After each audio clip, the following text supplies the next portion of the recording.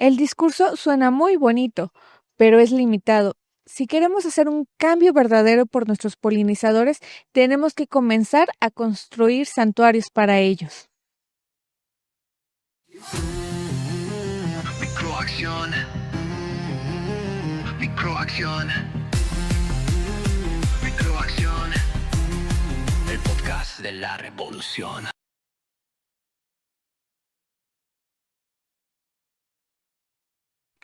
Hola y bienvenidos a un nuevo episodio de Microacción, el podcast oficial de Ergonomic México.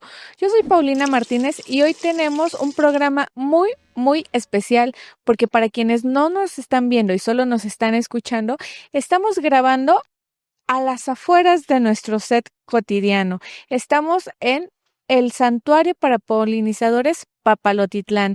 Estamos visitando este espacio maravilloso para tener una plática con una invitada también muy especial, que es la bióloga Natalia García Espinosa. Ella es jefa precisamente de este santuario y hoy nos va a platicar todo lo que hay que saber sobre los polinizadores que se atienden en este santuario y qué actividades podemos realizar en el sitio. Natalia, muchísimas gracias por estar con nosotros en este episodio. Muchísimas gracias por invitarme y un saludo a todos los que nos están viendo y escuchando. Perfecto, Natalia, pues vamos a empezar con la pregunta básica e ineludible, ¿no? ¿Qué entendemos o qué son los polinizadores? Los polinizadores quizás son el grupo que más gente conoce en específico de insectos. Sí hay otro tipo de polinizadores, como en el caso de los colibríes, los murciélagos, pero mayormente se centran en insectos y cuando una persona piensa en insectos, piensa en polinización. Entonces, la polinización justamente y los polinizadores es un proceso en el que los polinizadores ayudan a que las plantas se puedan reproducir adecuadamente. Okay. Para lo cual entonces lo más representativo siempre van a ser las abejas. Creo que pensamos en polinización y las abejas es lo primero en lo que nos viene a la mente. La imagen de la abejita llevando el polen de flor en flor, sí, exactamente. ¿no? Y eso es lo que sucede justamente. Cuando entonces un animal, en este caso sería un insecto o una abeja, tiene hambre y se va a alimentar del néctar de una flor. Al alimentarse de ese néctar, se va a impregnar del polen que la misma flor produce y se va alimentando de flor en flor y así ocurre el intercambio de gametos de la flor, que en este caso pues hace que posteriormente se pueda reproducir y tengamos muchas más plantas o tengamos los frutos, que es como lo más representativo que tiene la polinización. Claro. Ahora, te dices las abejas y la verdad también es lo primero que se vino a mi mente, pero ¿cuáles son los otros polinizadores, insectos más comunes?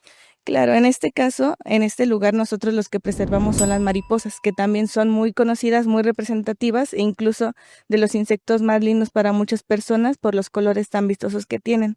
Pero también tenemos otros, como podrían ser escarabajos, hormigas, incluso hasta las moscas, que muchas personas no lo saben, pero las moscas también son polinizadores y prácticamente cualquier insecto que busque alimentarse del néctar de las flores va a ayudar en la polinización.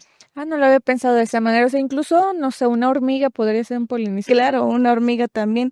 E incluso a veces ni siquiera es que busquen alimentarse de ellos, pero al atravesar por la flor también contribuyen con esa polinización. Cumplen la función. Sí, claro. Oye, y si hay tantos insectos que están haciendo esta función de ser polinizadores, yo he escuchado en muchos foros, en muchas actividades, que están en grave peligro sus poblaciones por muchos efectos. ¿Cuáles son esas causas? ¿Qué es lo que está mermando a la población de los insectos? Mayormente tiene que ver con la urbanización, con la destrucción de áreas naturales. Sobre todo con la urbanización, porque incluso en los últimos años, con el crecimiento de la población humana, seguimos ocupando más áreas verdes en donde ya existen estos organismos, o incluso este lugar en el que estamos ahorita presentes es parte de la urbanización y aquí tenemos presente a los insectos, pero a lo mejor nosotros también interferimos en eso, en que no puedan atravesar por diferentes barreras, pues sí físicas o que por la contaminación de los autos, por ejemplo, que están aquí cerca. Claro. Contaminación incluso auditiva, contaminación lumínica, porque algunos de ellos se ven atraídos por la luz. Las mariposas, de hecho, Las ¿no? mariposas, polillas también, que a lo mejor no se habla mucho de ellas o muchas personas le tienen miedo por los colores que tienen, Sí. pero las polillas también son importantes polinizadores y como su actividad es mayormente nocturna, pues es cuando tenemos prendidas nuestro foquito en la casa o algo así, porque a nosotros también parte de nuestra vida como humanos es tener esa luz o Claro.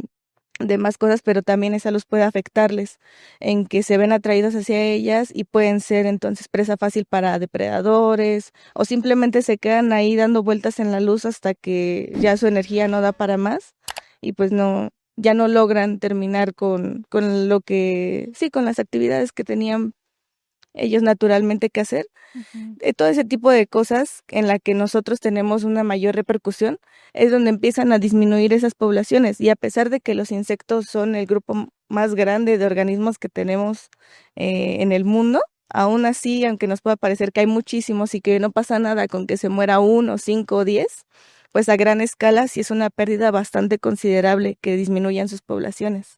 Y muy acelerado también este fenómeno, porque bueno, yo me acuerdo que cuando yo era niña y salía de viaje, en mi familia paterna es de Michoacán y salíamos en el coche y había veces que tenías que hacer una o dos escalas en alguna gasolinera, limpiar el parabrisas de tantos insectos que Ujú, hay. Entonces, no solo es en el contexto de las ciudades que podemos decir, bueno, hay menos áreas verdes, obviamente hay menos insectos, pero también en las zonas rurales que atraviesas, ya hay menos insectos. En estas zonas, ¿cuál es el efecto o la causa de la pérdida de los polinizadores? muchas veces tiene que ver que en zonas rurales es donde se lleva a cabo los cultivos. Hay muchas personas de estas comunidades que se dedican justamente al cultivo de diferentes frutos que nosotros consumimos o demás cosas.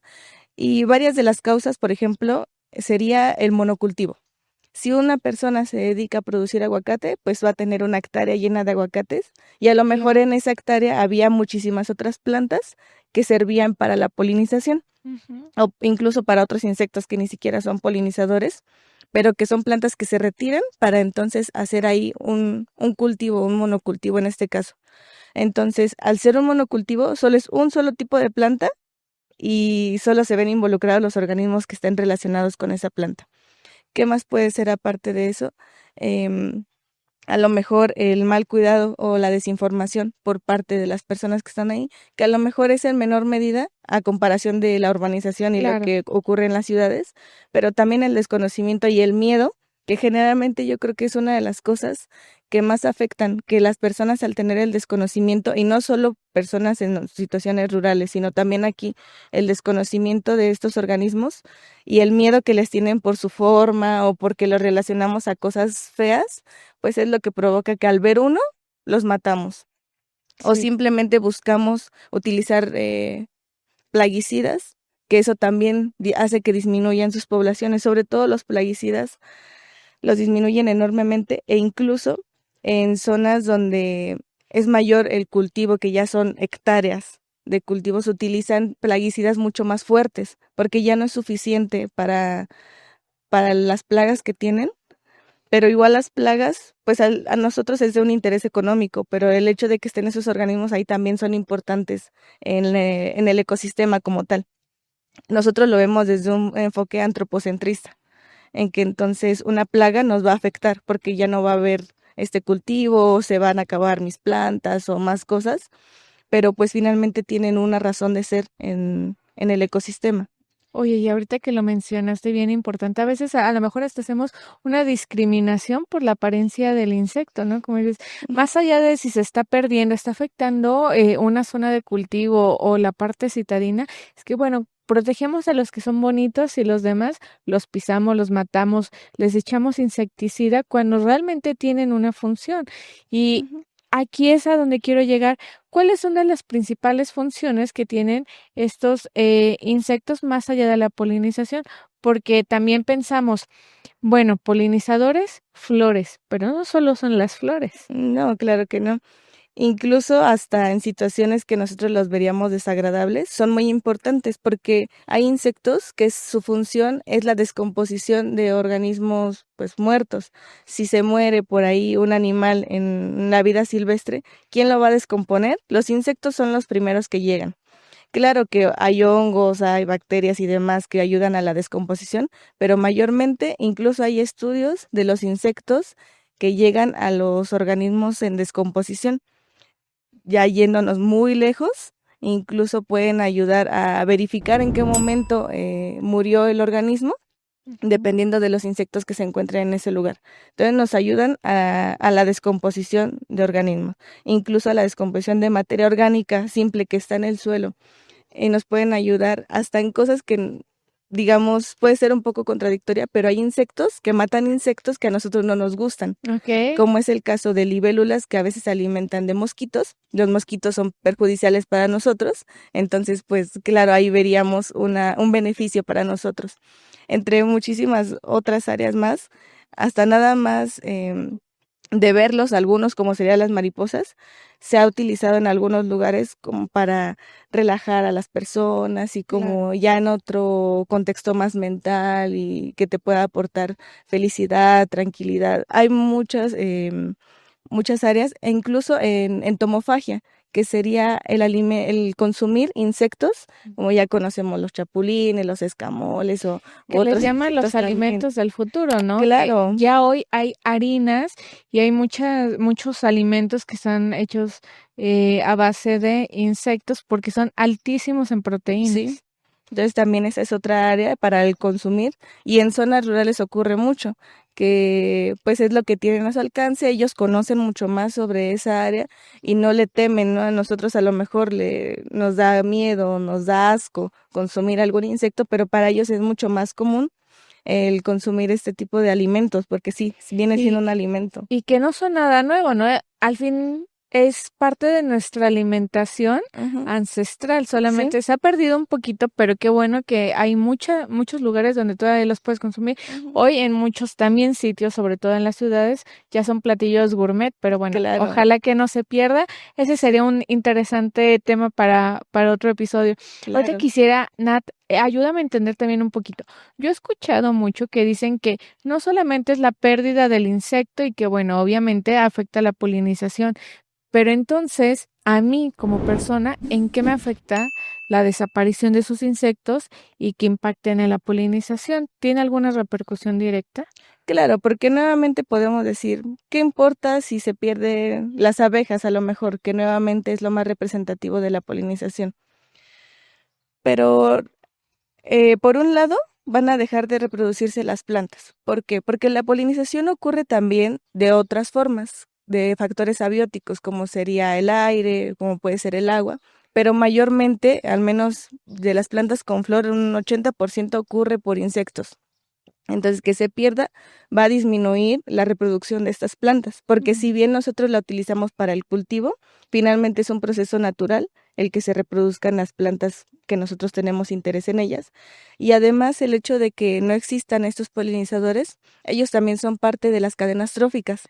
Es decir, que entonces otros organismos como pájaros, lagartijas, otros organismos más grandes que veamos, ya no se van a poder alimentar de ellos también y por tanto tampoco otros organismos más grandes no se van a poder alimentar de estos mismos que se alimentan de los polinizadores. O sea, todo viene siendo parte de lo mismo y Claro. que no existan a nosotros nos va a afectar de modo de que ya no vamos a tener suficientes cultivos o a lo mejor los cultivos que tenemos van a ser mucho más caros o más especializados y pues siguen siendo un consumo vital para nosotros el alimentarnos. A lo mejor ya no nos alimentaríamos de ello, nos alimentaríamos de otra cosa, pero sigue siendo un desequilibrio Claro, en tanto, la dieta. sí, en la dieta, económico para personas que se dedican a ello y ya hay lugares donde gran parte del Producto Interno Bruto se basa en la producción de cultivos, entonces que no ocurra esa polinización también afecta de ese modo y hay cultivos que obviamente ocurren mediante polinización de los que también se obtienen fibras naturales para textiles o más cosas, y ya lo empezamos a ver como un desencadenante de cosas que parece algo muy simple, pero que a la larga nos puede afectar muchísimo más de lo que nos imaginamos. Claro, por ahí leí un artículo que decía que incluso puede afectar en la disponibilidad de ciertos medicamentos, ¿no? Entonces, no solamente los alimentos, son medicamentos y muchos derivados de esas ciertas plantas o de esa materia prima natural, porque si bien a lo mejor pueden decir, bueno, voy a reemplazar a los polinizadores haciéndolo con otros métodos más tecnificados o con químicos, bueno, va a pasar lo que ya estamos haciendo ahorita, que el producto que tú consumes natural, pues no es tan natural, porque ya viene repleto de muchas alteraciones. Incluso sí se llega a hacer en algunos lugares la polinización artificial. Con ciertos instrumentos se hace directamente en las flores, pero ni siquiera lo suficientemente efectiva o con la misma calidad que lo hacen los polinizadores. Y además, yo nunca lo he hecho, pero yo pienso que es cansado el estar polinizando flor por flor, una por una, y nosotros pensamos que es algo sencillo, pero para los polinizadores es algo impresionante la rapidez, la cantidad de la calidad con lo que lo hacen, y no es tan simple como parece. Es que volvemos al principio básico, no hay nada mejor que lo natural. Claro. Por algo tienen esa función, por algo estamos en este ecosistema donde estamos interconectados, ¿no? Como si lo podemos hacer de manera artificial, sí, pero no va a ser natural. No. Entonces, Natalia, con todas estas problemáticas, sé que es que surge este santuario para polinizadores Papalotitlán. Cuéntanos un poquito más sobre su objetivo, la misión de este espacio. Pues este espacio como tal sirve para muchísimas funciones. En primera instancia, como un lugar de conservación de la naturaleza, no solo de los insectos o de los polinizadores como tal, sino justo de todo lo que conlleva cuidarlos, como sería tener las plantas adecuadas para ellos. Incluso son iniciativas que se están viendo cada vez más, tener un jardín para polinizadores, teniendo plantas que puedan ayudar a que puedan tener lugares en donde estar, con base en la urbanización de la que ya estuvimos hablando, que al menos en la ciudad se note un poquito más esa riqueza en las plantas que puedan ayudar a los polinizadores. Por ese lado es un lugar de conservación, y por otro, y yo creo que sería el más importante, es un lugar para la educación ambiental, porque en este lugar se lleva a cabo la cría de mariposas, que nuevamente repito que puede ser de los insectos más bonitos para muchas personas. Y a veces, incluso en las mismas mariposas, ocurre algo, que es que aunque la mariposa sea bonita, el resto de su ciclo de vida no lo es o no lo parece para las personas, Claro. y lo suelen matar. Entonces aquí lo que hacemos es precisamente mostrarles que no es solamente la mariposa, o que para verlas y para disfrutar de que estén en nuestro espacio, tenemos que cuidar también todo lo que viene antes, como las orugas, que muchas veces algunos los conocen como azotadores o como gusanos que son muy feos. Y que queman, ¿no? Y que queman y los matan y todo, o que a lo mejor su aspecto no es más agradable, ¿no? Sí. Y los terminan matando. Hace que disminuya entonces la cantidad de mariposas que va a llegar a término. Claro. Y para ello nosotros les explicamos todo lo que conlleva ese ciclo de vida para que puedan preservarlo desde antes. Entonces aquí quizás muchas veces nos han mencionado que si no liberamos a las mariposas, o qué les va a pasar, o que se van a morir, y como viéndolo desde el punto contrario del que nosotros queremos llegar. Pero más bien el hecho de que estén aquí y de que podamos mostrarlas al público tiene más esa finalidad de la educación ambiental, y que puedan llevarse ese aprendizaje de todo esto. Lo podemos tener en muchos lados si nosotros sabemos preservar de estos organismos. Oye, Nat, cuéntame, ¿cómo es ese proceso de la crianza de mariposa? ¿Qué es lo que haces para lograr reproducirla aquí en Papalotitlán? Justamente, hablando o redundando un poco en lo que mencioné, lo primero siempre va a ser llevar una buena relación con las orugas, que es una fase temprana del ciclo de vida de las mariposas, porque teniendo una buena relación con ellas y cuidándolas adecuadamente, vamos a poder tener las mariposas que nosotros queremos ver siempre, de esos colores tan bonitos. Por mi parte, siempre me ha encantado esta parte de cuidarlas. Siento como casi como si fueran mis hijas, el estarlas cuidando ahí. Nosotros lo único que hacemos al retirarlas, porque es algo parte de la crianza de mariposas, retirarlas de las plantas en donde viven, o en las plantas hospederas que se le llama, y cuidarlas aparte en algunos contenedores o demás, que sería o lo que se le conoce como un cunero, cuidarlas pues como si fueran bebés realmente y darles el alimento que ellas necesitan. Parece, o repito, hay personas que no logran comprender por qué hacemos esto o por qué no simplemente las dejamos en la naturaleza y que ellas hagan su función, pero al hacerlo desde este punto de vista podemos ayudar a que no sufran por pérdida por depredadores, por parasitismos, otras enfermedades, que lógicamente aún así no todas las mariposas van a llegar a término, Claro, como lo porque, ajá, pueden hacer claro, en cualquier lugar. es un proceso natural, pero sí disminuye la cantidad de organismos que mueren en este Ujú. proceso y por tanto ayudamos en ese sentido a que puedan estar aquí y los conservamos, repito, para educación ambiental, y algunas de ellas también son liberadas afuera y lo mismo contribuye a esa parte de la conservación, porque entonces si esos organismos estaban afuera y algún otro se lo llegó a comer o esta parte del parasitismo, Ujú. pues entonces nosotros ya liberamos al organismo adulto para que pueda reproducirse y tener mucha más descendencia de la que a lo mejor hubiera podido tener en condiciones naturales. Parece que estamos metiendo mucha mano en algo que es realmente ya un proceso natural, pero es algo que se ha replicado en muchísimos lados y que suele tener buenos resultados para la conservación de estos insectos. Y bueno, yo sé que ese es un trabajo monumental porque además tienes que intervenir cada etapa del ciclo de la mariposa.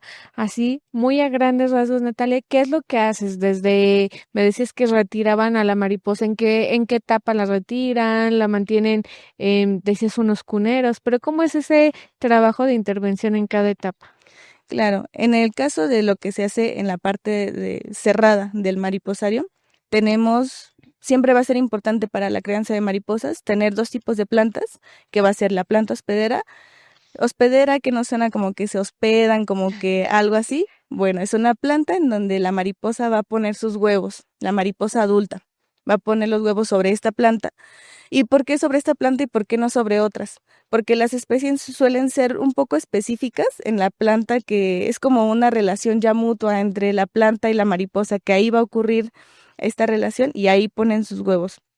Los huevos nosotros procuramos cuidarlos desde ese momento para que no hay otros organismos como caracoles, por ejemplo, que se alimentan de esos huevos o que a lo mejor no buscan alimentarse de ellos, pero al alimentarse de la planta donde estaban los huevos, pues ya Los comen, se llevan depredadores, todo, como claro, sea. ujú, Ok. por poner un ejemplo solamente.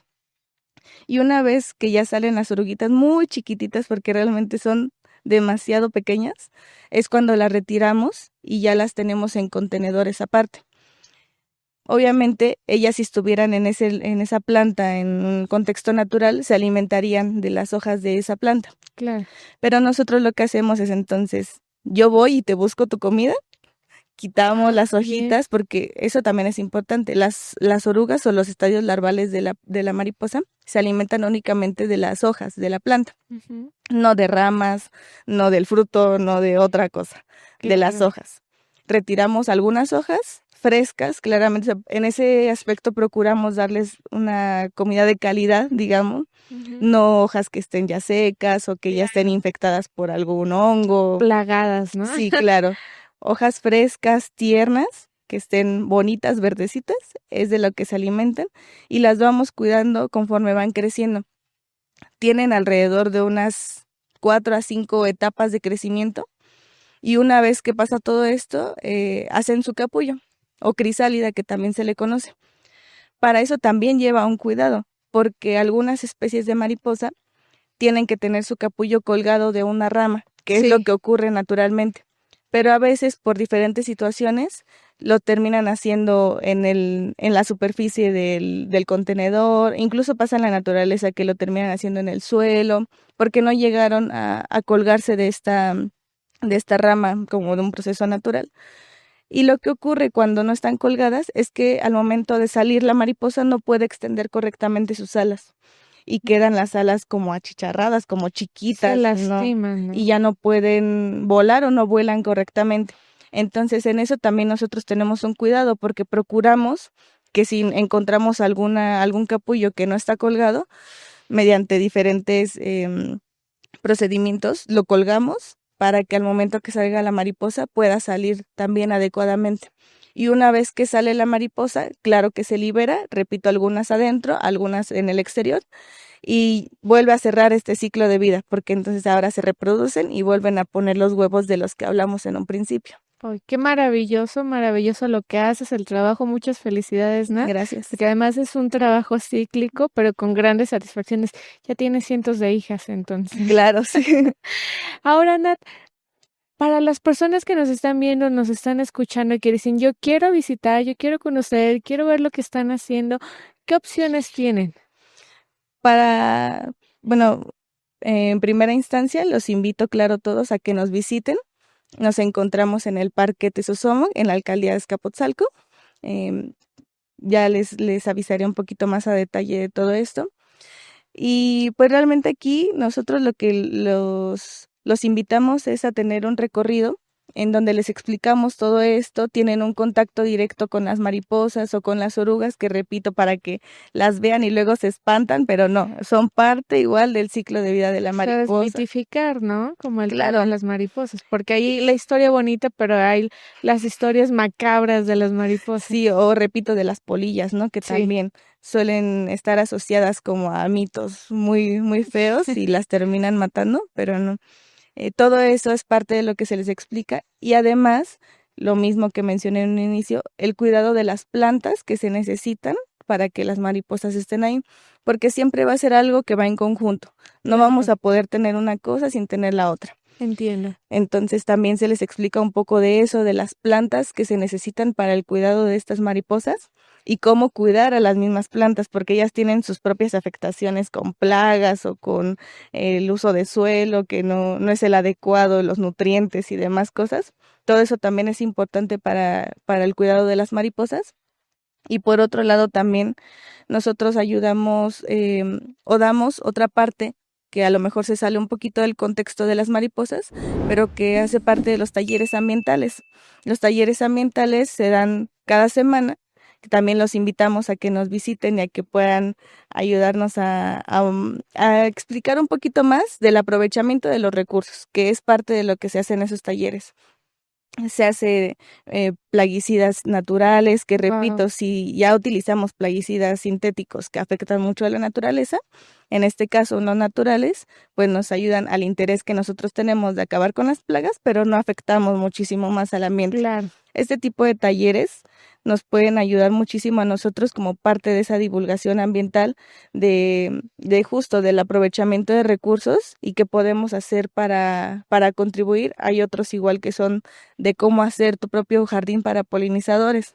Tu modelo a escala en casa. Claro, porque nosotros claramente aquí tenemos una extensión un poquito más grande de la que alguien pudiera tener, pero con pocos metros, incluso están macetas, porque hay quienes dicen, es que yo vivo en un departamento o mi lugar es muy pequeño, no tengo un patio de concreto y no tengo dónde plantar mis plantas. En macetas también es posible, siempre y cuando también se tenga el conocimiento de las plantas nativas, porque hay muchas personas que están enamoradas de la lavanda. A mí también, sí. me encanta el olor de la lavanda. Rico y muchos beneficios. Claro, pero entre menos podremos tener lavanda, muchísimo mejor. Y hay plantas igual de hermosas, con un aroma riquísimo que también podríamos tener en nuestra casa. Rapidísimo, discúlpame el paréntesis, pero Claro. ¿una planta alternativa a la lavanda? Sería la salvia, que incluso muchas personas confunden esta especie de salvia. Se parecen mucho. Se parece mucho por el color, por la forma, y esta es nativa y esta nos atrae también a polinizadores, igual que la lavanda. Gracias, perdóname, Nat, pero no podía dejar pasar esa oportunidad. Claro. Pero entonces me decías cursos, talleres, ¿qué otras actividades podemos hacer, por ejemplo, en familia o en fines de semana? Sí, claro, tenemos actividades que a lo mejor muchas personas piensan que están enfocadas en niños, pero no, la verdad son para todas las edades. Parte de lo que hacemos es también talleres de pintura. La pintura también puede parecer que se sale un poquito de todo esto, pero no, claro que no, también nos ayuda a que incluso en un ambiente como este, para quienes nos ven, que es un ambiente natural, para quienes nos escuchan, estamos rodeados de naturaleza. A muchas personas les parece como relajante el estar aquí pintando con todos estos organismos. Y además las pinturas son a base de también materiales naturales, ¿no? De extractos de plantas. Claro, y semillas. además pues tratando de hacer ver como la parte artística. Tenemos las figuras que hacen alusión a los polinizadores. También a lo mejor al verlos desde otro aspecto más bonito y ya todo eso, pues también contribuye a que están bonitos, los vamos a Claro. cuidar. Al final es parte de la sensibilización de llevarse algo a casa, no solamente algo como objeto o algo material, sino el conocimiento y el ímpetu de hacer algo desde nuestros propios espacios. A veces, ya sabes, tenemos, aunque sea un espacio de banquetita, ¿no? De, ya sabes, afuera de mi casa o adentro hay un lugarcito y decimos, bueno, ¿qué árbol puedo plantar?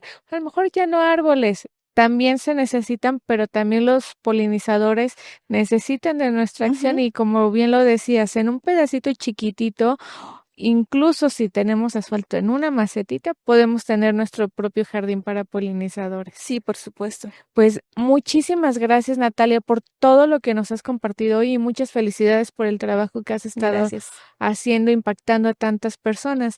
Si nos queremos comunicar directamente contigo, ¿dónde podemos localizarte? Claro, les dejo aquí mi correo. Se lo repito, es garcia.natalia3012@gmail.com. Por ahí me pueden contactar. Hay organizaciones que se han acercado a nosotros para venir a visitas más grandes. También por ahí podemos tener algún tipo de contacto. Para también es parte mismo de la educación ambiental, que vengan grupos de niños. Siempre sobre los niños va a ser muy importante hablarles sobre estos temas. Sí, que desde chiquitos se involucren y conozcan cómo pueden Claro. participar. Natalia, ¿te gustaría quedarte a un siguiente episodio para hablar ahora sobre los insectos no tan comunes? Claro que sí, también por mi parte estaría encantada de hablarles sobre otros temas. Perfecto, bueno, pues aquí permanecemos, nos despedimos de este primer episodio, les agradecemos mucho que nos hayan seguido, por favor envíennos sus preguntas, comentarios o propuestas de temas adicionales y si quieren también más información sobre las visitas que pueden realizar a este santuario para polinizadores Papalotitlán, ubicado en la puerta 2 del Parque Tezosomoc, pueden escribirnos a contacto@ergonomic.com, a nuestro WhatsApp, que es el 55 382 3847. No se olviden de darle clic en nuestra playlist en todas nuestras redes sociales donde aparecemos como Ergonomic. Muchísimas gracias por acompañarnos. Yo soy Paulina Martínez. Nos vemos en el siguiente episodio. Microacción. Microacción. Microacción. El podcast de la revolución. Paso a paso, día tras día, tú con tu esfuerzo la tierra respira. Cada pequeño acto, una gran misión. Juntos en esto con una sola visión. Escucha, actúa, es el momento. Tu voz resuena como el viento. Oh, oh, oh. Microacción, microacción, microacción. Ergonomic, la transformación del micrófono a la acción. Canta fuerte, esta es tu canción. Ideas que vuelan, semillas que van creciendo fuerte, no van a parar. Tú eres el héroe de esta narración. Con pequeñas acciones cambias la situación. Levanta la voz, es tu elección en cada paso. Escucha, actúa, es el momento. Tu voz resuena como el viento. Microacción, microacción, microacción. Ergonomic, la transformación del micrófono a la acción. Canta fuerte, esta es tu canción.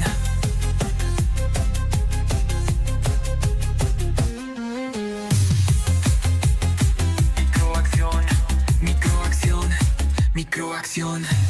El podcast de la revolución. Con pequeñas acciones, un gran corazón. Juntos somos la solución.